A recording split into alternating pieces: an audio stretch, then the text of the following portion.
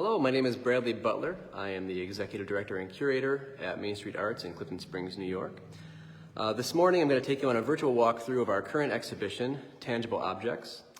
This invitational group exhibition has a focus on material and form and includes the work of Becca Barolli, Sue Blumendale, Christina Brinkman, Dave Dorsey, Peter Pincus, Anna Sprague, and Myung Urso.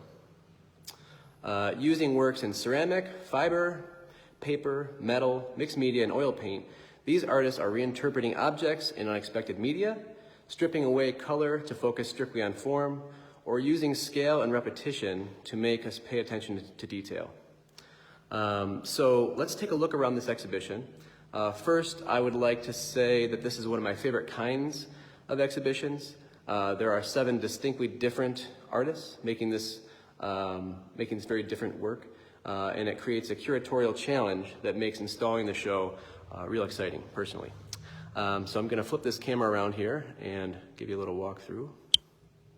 And we'll focus on each of the artists as we go along here. So first we'll just kind of get a sense of the space here. And you can immediately see what I was saying about how each artist is very different.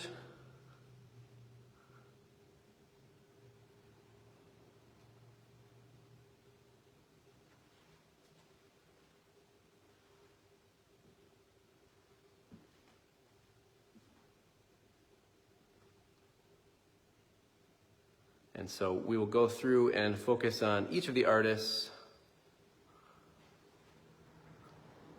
And I'd also like to show you the wonderful exhibition lettering.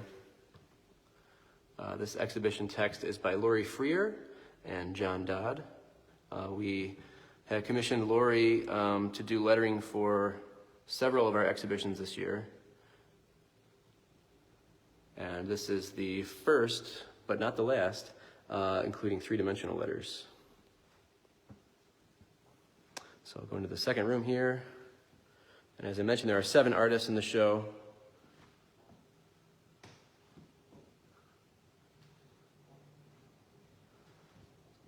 And first, we're going to focus on Becca Barolli. And so there are several of Becca's, which we'll look at. And Becca says of her work, "I make abstract sculptures using craft techniques like weaving and braiding with annealed steel wire. My work is labor-intensive, fueled by a compulsive need for repetition and reverence.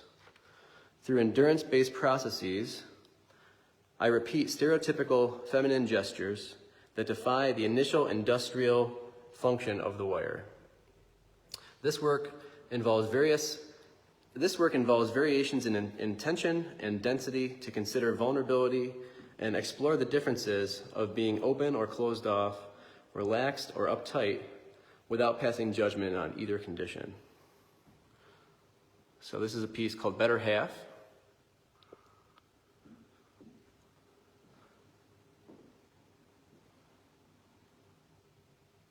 And then we'll go around the corner here and see a couple more.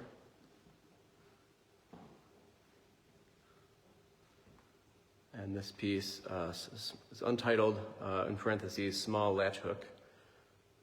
So you can see the various techniques that she's using, which typically would be using much softer materials.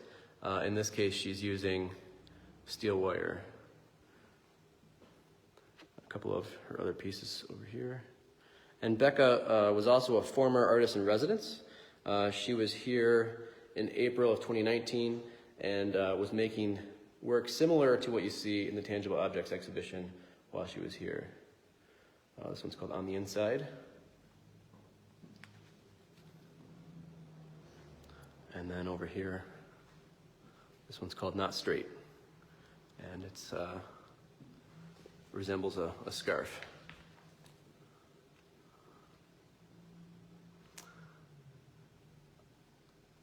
Next, we're going to look at the work of Sue Blumendale.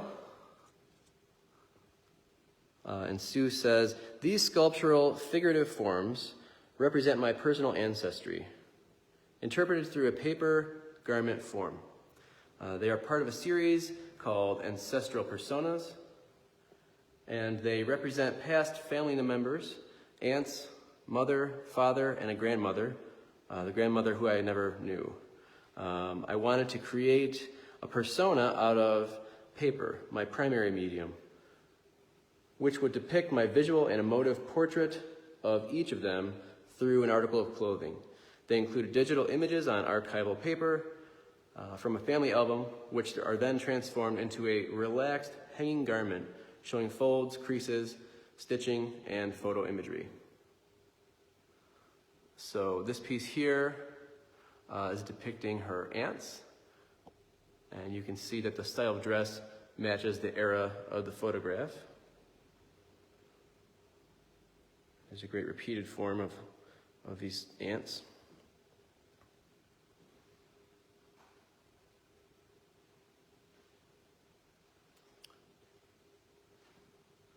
And this coat, in homage to her grandmother, it's called Fanny's Furs. And you can see her grandmother there, decked out in furs.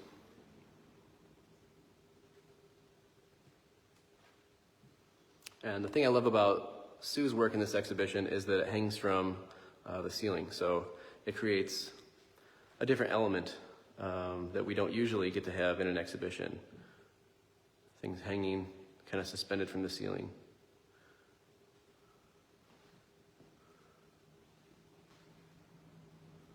And this is the one of her father, altar boy.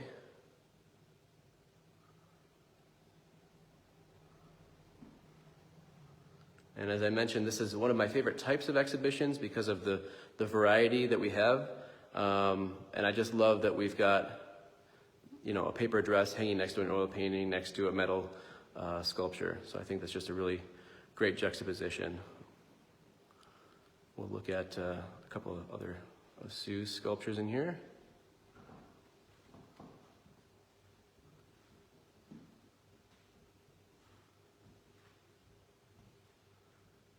This one's called Fanny and Friends with Butterflies.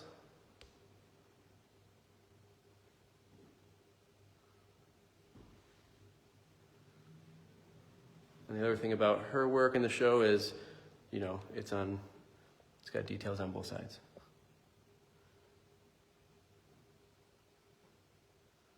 And then we've got one of hers, which is actually a self-portrait. So this one's called Youthful Persona, Self.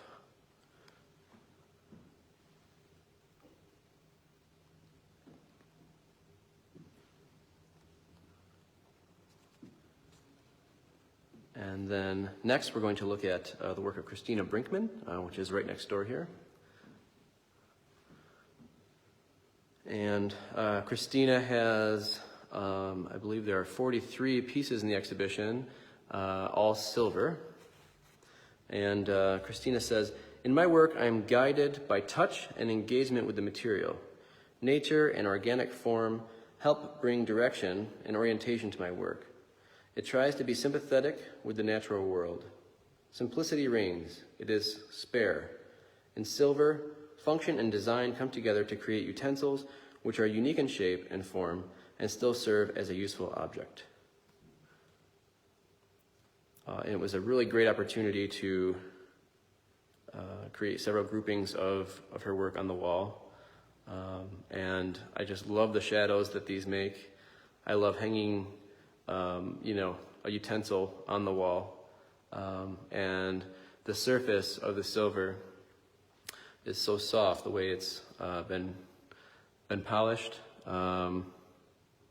sanded. So it's got a nice, soft, non-reflective, or you can't see a reflection when you look at it, unlike some polished silver. And also, due to that, whatever it's near, it kind of reflects that light very well. So right now you can see a lot of blue reflecting because we're close to the window here. But I could see, as we were installing, when I would hang the work next to, a different color piece, you kind of see that show up in the work. And we've got other little clusters around of Christina's work as well. Some of my favorite are the ones with many holes.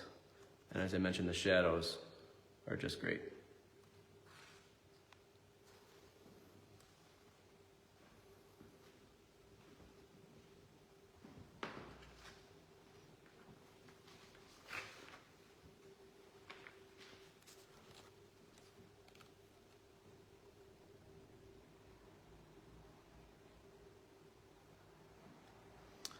Next, we'll look at the work of Dave Dorsey. And Dave has several oil paintings, all of which illuminate taffy on a large scale. And so Dave says, for the past few years, I've been painting uniformly composed images of saltwater taffy. In a way, each still life is a wistful love letter to color field painting. The taffy, wrapped in translucent wax paper, reminds me of sculpted versions of paintings by Rothko, Hammersley, or Stella. The candy offers an opportunity to play with purely abstract shapes and colors and forms. Yet, the finished paintings resonate, for me, in ways that suggest spiritual illumination or crisis, seasons or times of day, moods or even places I've been.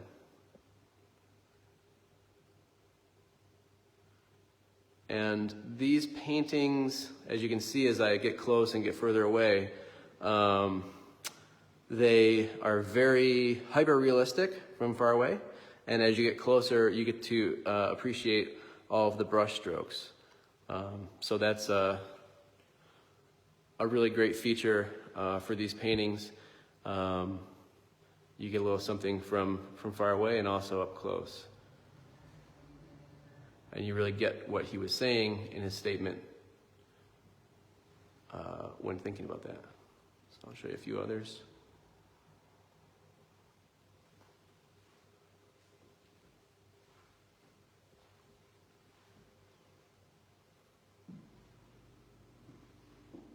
And I think that the reflection in these paintings just really adds another element, putting it on a reflective surface and seeing that. And the wax paper, very convincing. And this, Dave's work in the show, very different from almost everything else. These are not actual objects. So he's depicting three-dimensional objects on a two-dimensional plane.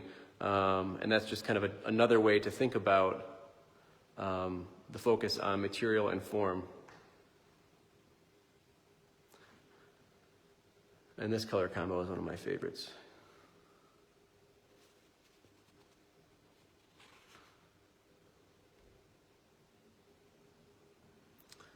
And next, we've got the work of Peter Pincus. And Peter just did a ceramics demo almost 2 weeks ago now, upstairs here at the gallery, and talked about his move from doing strictly very colorful slip-cast ceramic work to returning to the wheel, and his love and appreciation of this very dark clay body. It was a great event. And once we fire the pot that he made upstairs in our kiln, we will post the final image of that piece. But Peter says of his work, there is a tremendous meaning in the transcendence of the pot as an object of substantial craftsmanship, an object of use, an object of design intellect, and an object of conceptual metaphor.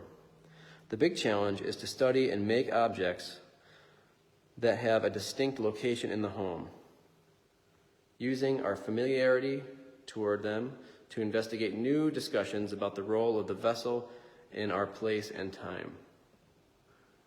And specifically of this new work, he says, with this distinctly new body of work, seen in tangible objects, I have focused on using the wheel with dark clay as a means of rediscovering form. There's nothing like the feeling of working on the wheel.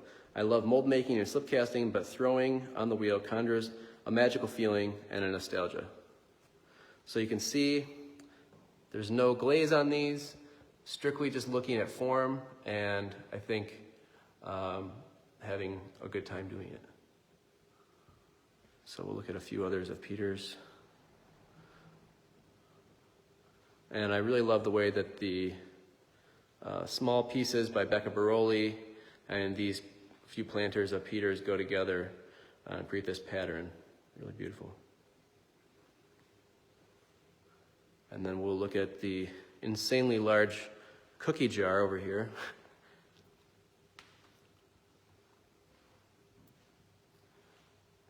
And one thing I noticed after the show was installed was seeing this vertical stripe and then seeing the vertical yellow stripes here on this painting called Yellow Zips of Dave's, and then also seeing the striping detail on Sue's piece too. So sometimes things are accidental.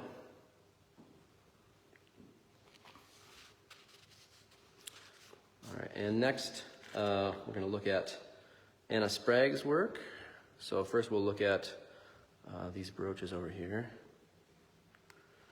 And so Anna says, "My work is inspired by nature and sometimes narrative and theme, and is influenced by my surroundings. I've always been drawn to details and things wherever I am. The yard, wooded walkways, everywhere is filled with tiny things and close-ups that catch my attention and show up in my work. Much of the work is light in content, reflecting memories and experiences, and at times include an element of humor." So Anna has two distinctly different series of work in the show. There are these series of brooches made up of gold, sterling silver, enamel, and stainless steel. And you can see these really great nature-inspired palettes that she has here, patterns. And then the work that immediately attracted us for this exhibition were Anna's series of brooches made of rice, lentils, and bark. So first I'll show you this bark brooch over here. And these are titled Brooch Sketch, and so each one is a brooch sketch, but this is actually bark. Nicely framed. And this is a body of work that stems from teaching online and having students use materials that they could easily find at home in 2020. So, inspired by her own teaching, in a way. So you can see this brooch made of lentils. And I just love the way that they all come together in the pattern that they form. And we also have some black rice pieces.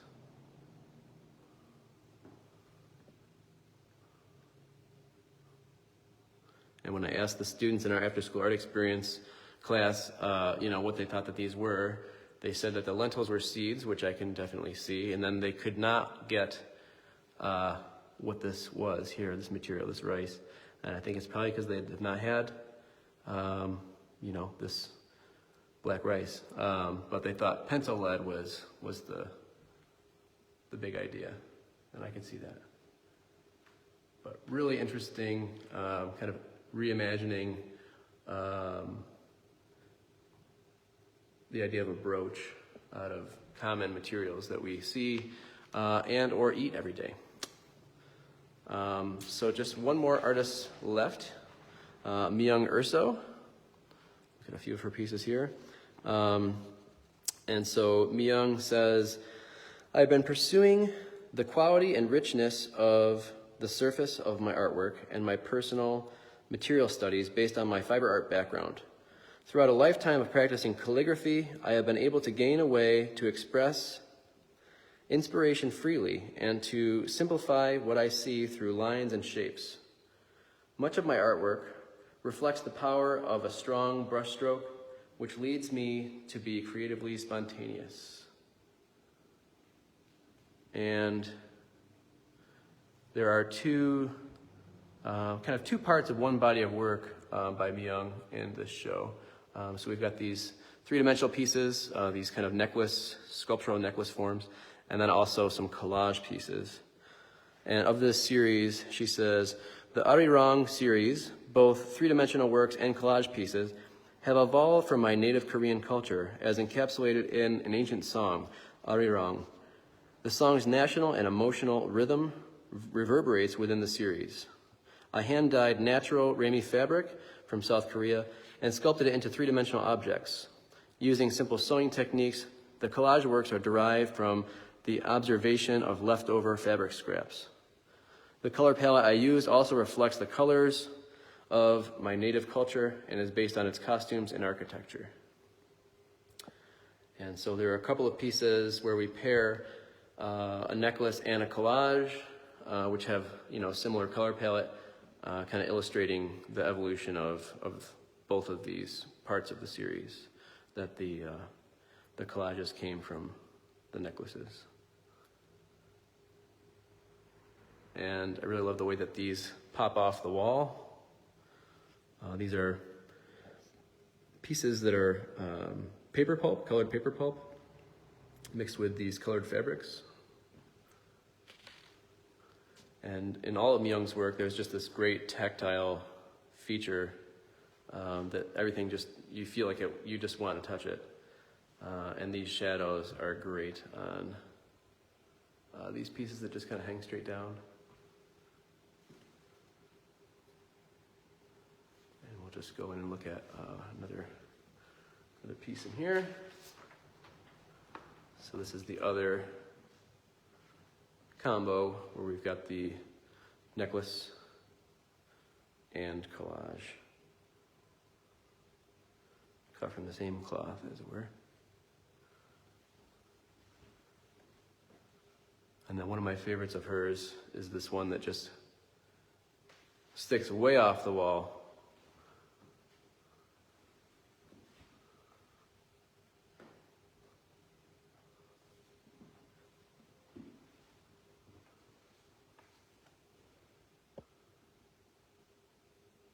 So that is the Tangible Objects exhibition.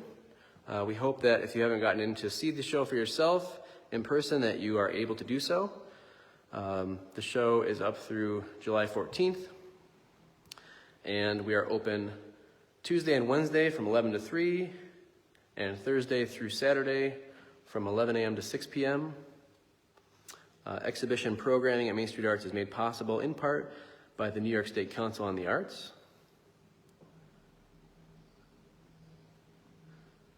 And again, we hope to see you soon. Thanks for tuning in.